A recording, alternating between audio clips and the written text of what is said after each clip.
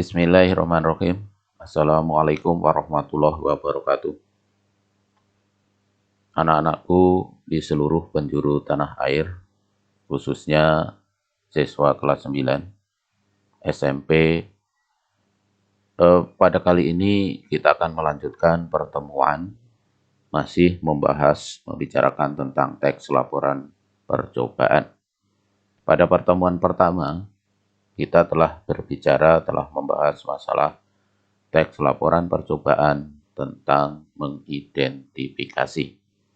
Nah, untuk yang kedua ini adalah pasangannya. Kalau yang pertama itu tentang pengetahuan, yang kedua ini 4.1 tentang keterampilan, yaitu menyimpulkan tujuan, bahan atau alat, langkah, dan hasil dalam laporan percobaan. Nah, anak-anak, masih tetap kita harus memperhatikan dan tetap menjaga protokol kesehatan. Karena pembelajaran kita masih pada situasi COVID-19, sehingga tetap menggunakan masker, menjaga jarak, mencuci tangan, dan belajar di rumah atau dari rumah. Nah, selamat belajar didampingi oleh ayah dan bunda tercinta. Mudah-mudahan pada pertemuan yang kedua ini mendapat manfaat dan kelancaran. Amin. Nah, sebelumnya pada pertemuan pertama itu kita membicarakan masalah teks laporan percobaan. Sebenarnya pertemuan pertama dan pertemuan kedua ini kita akan menyepakati atau berbicara masalah konten atau hakikat dari laporan itu sendiri yang nanti akan dikaitkan dengan laporan percobaan. Kalau dilihat dari katanya teks laporan percobaan, ini kan ada 3 kata ini, ada teks, ada teks, ya, ada teks, kemudian ada laporan, ada percobaan atau eksperimen. Jadi teks itu sendiri artinya tulisan. Kemudian laporan itu adalah segala sesuatu yang disampaikan kepada orang yang memberikan tugas kepada kita. Jadi seseorang itu setelah dikasih tugas, diberi tugas, maka kita harus melaporkan hasilnya. Tugas yang diberikan itu sebagai wujud pertanggungjawaban. Kemudian percobaan, kata lainnya adalah eksperimen. Ini sebenarnya adalah kegiatan untuk menguji atau membuktikan suatu teori, ya, atau membuktikan suatu kalau di dalam tesis atau disertasi atau skripsi atau tulisan itu hipotesis, dugaan awal, anggapan dasar. Gitu.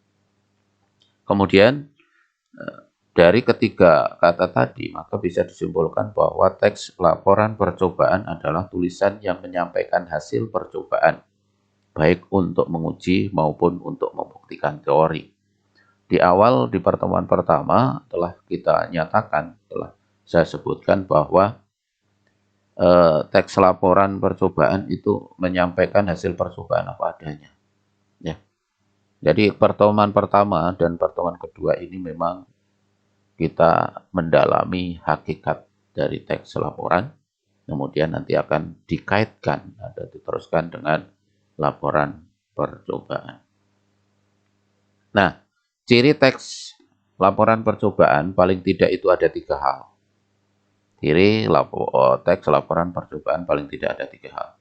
Yang pertama fakta, jadi berdasarkan bukti, data, informasi. Kemudian objektif, berdasarkan objek yang diamati, yang diteliti, gitu. Kemudian bersistematika atau memiliki tata urutan, memiliki sistematika, ya, urutan. Dan ada lagi yang menambahkan lengkap, ada lagi yang menambahkan bahasanya bahasa baku. Jadi paling tidak ada 3 hal ini.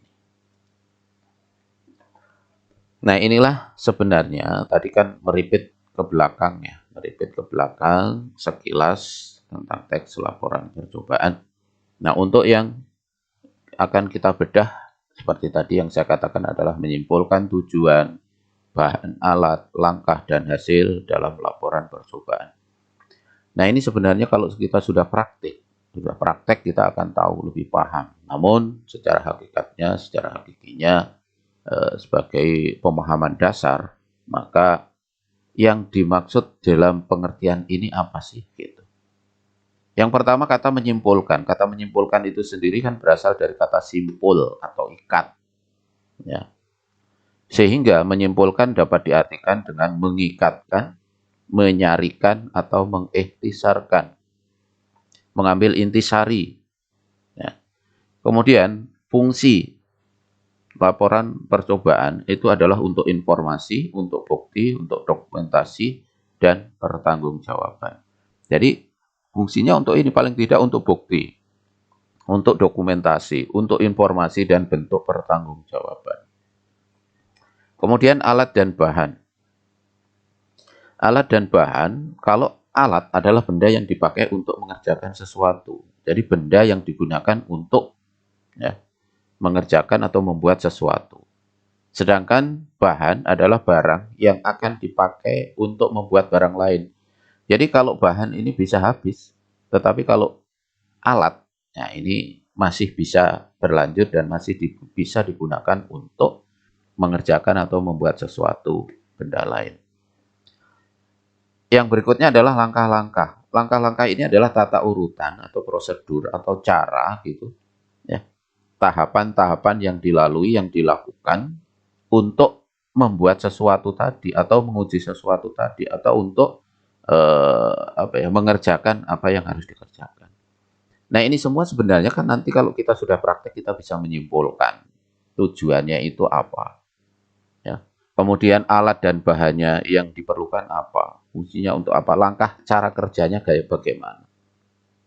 Nah, nanti setelah itu dilakukan semua kan, maka kita menemukan yang namanya hasil. Hasil ini adalah informasi atau data-data yang kemudian dikumpulkan, direkap, dibahas, baru disimpulkan. Itulah hasil. Sehingga kalau kita lihat, itu kan tadinya ada anggapan dasar. Ya, ada anggapan dasar atau bisa disebut juga hipotesis gitu. Kemudian itu harus dibuktikan. Dibuktikan itu dengan cara ya, diuji tadi. Ada alat, ada bahan, cara kerja, benar nggak itu? Ya nanti ini kan sebenarnya selaras dengan yang namanya laporan, gitu. Cuman di sini adalah laporan percobaan. Nah, bandingkan 3 teks berikut.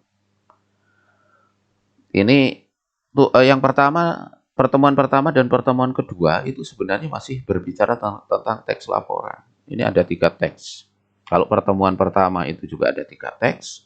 Kalau pertemuan kedua ini juga ada 3 teks. Tapi pertemuan pertama dan pertemuan kedua sama-sama 3 teks ini tetapi berbeda hakikatnya. Yang pertama, teks pertama adalah saya juduli Venus. Ini juga ada di buku paket kalau nggak salah halaman 12-13 anak-anak ya. Jadi kalian juga bisa menyimak atau membaca buku dari situ. Tetapi untuk pengantar atau untuk sepemahaman maka akan saya bacakan saja. Venus. Venus adalah planet dalam sistem tata surya kita. Venus besarnya sama dengan bumi. Venus adalah planet. Warnanya orange, kekuningan, dengan beberapa kehitaman.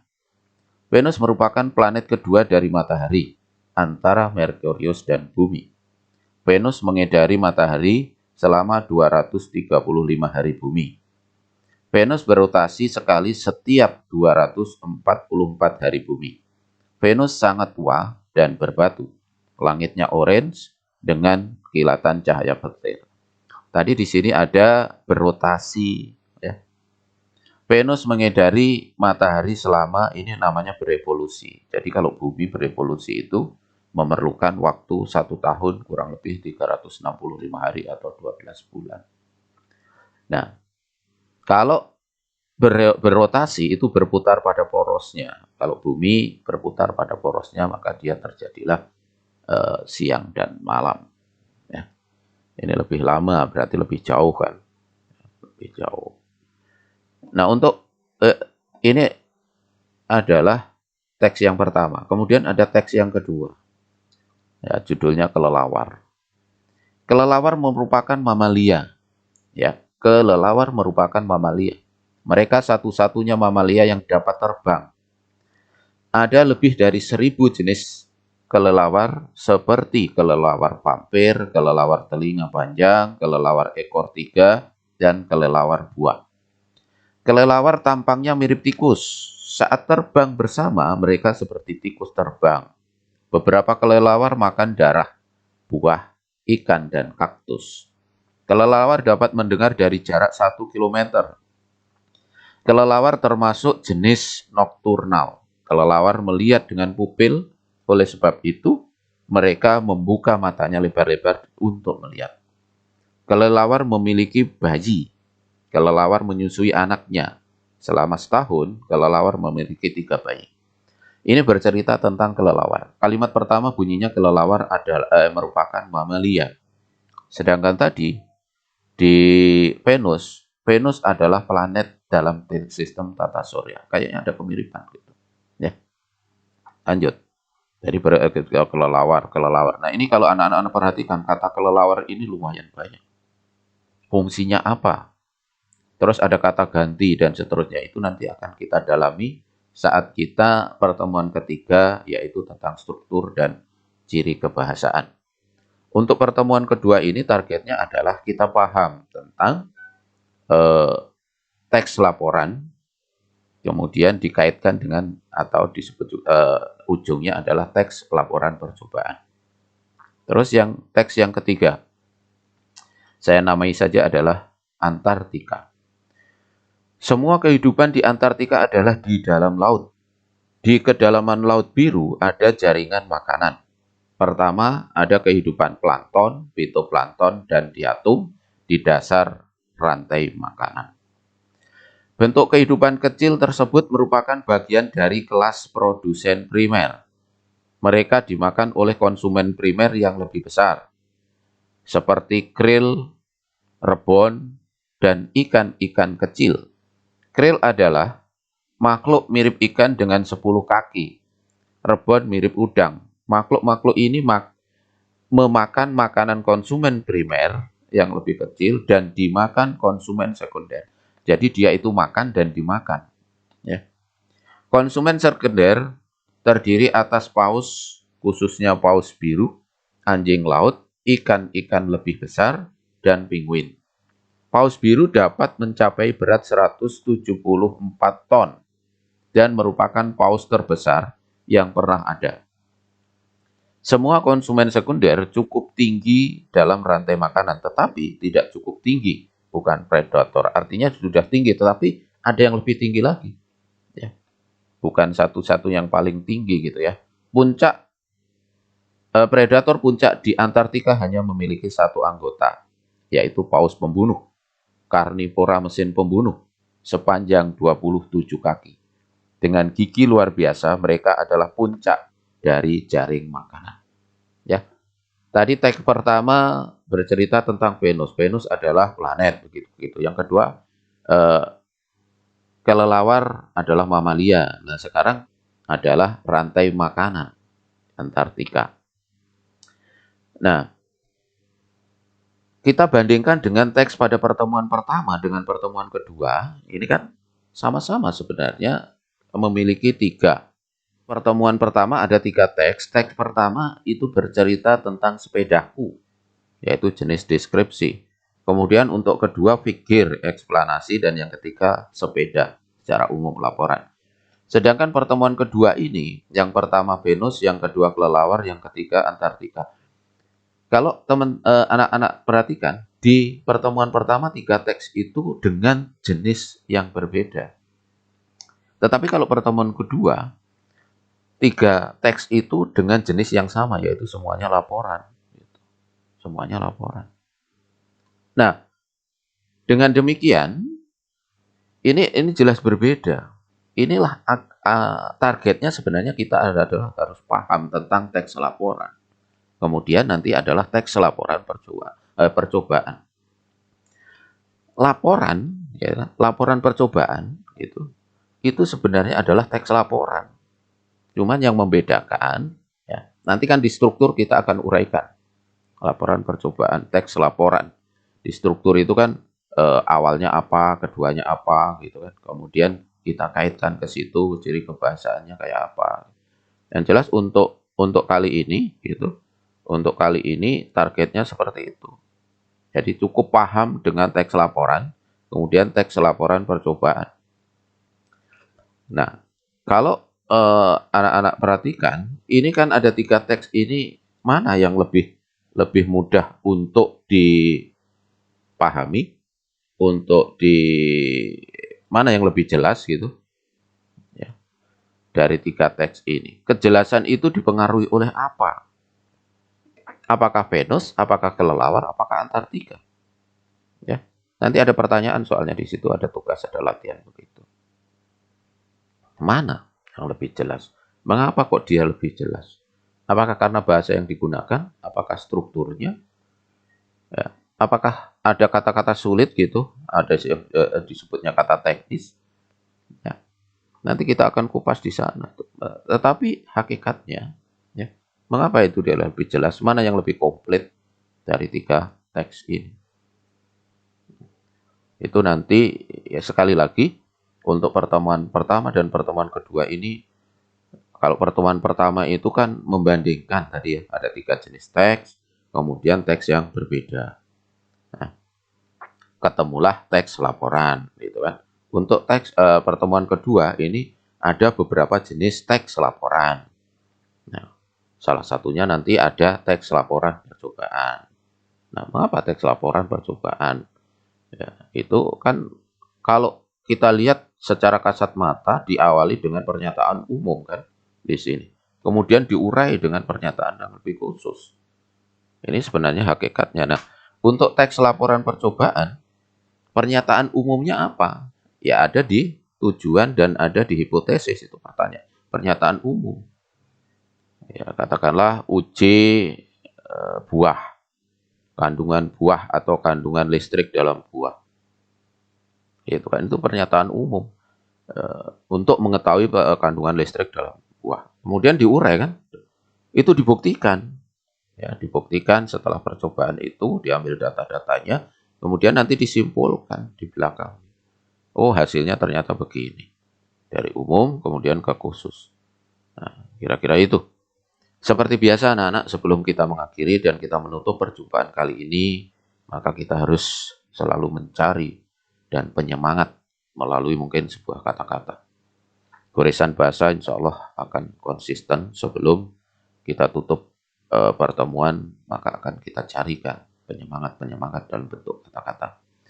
Penyemangat untuk kali ini, saya mengambil sebuah tema yang namanya kesempatan. Kesempatan itu bagaikan awan. Ia datang dan berlalu begitu saja. Tidak akan berulang 2 atau 3 kali, bahkan mungkin berkali-kali. Oleh sebab itu, manfaatkan kesempatan itu dengan sebaik-baiknya kalau dia datang, agar tidak menyesal akhirnya. Demikianlah pertemuan kali ini. Ada kurang lebihnya mohon maaf. Billahi taufiq wal hidayah. Wassalamualaikum warahmatullahi wabarakatuh. Sampai bertemu di goresan bahasa berikutnya. Terima kasih.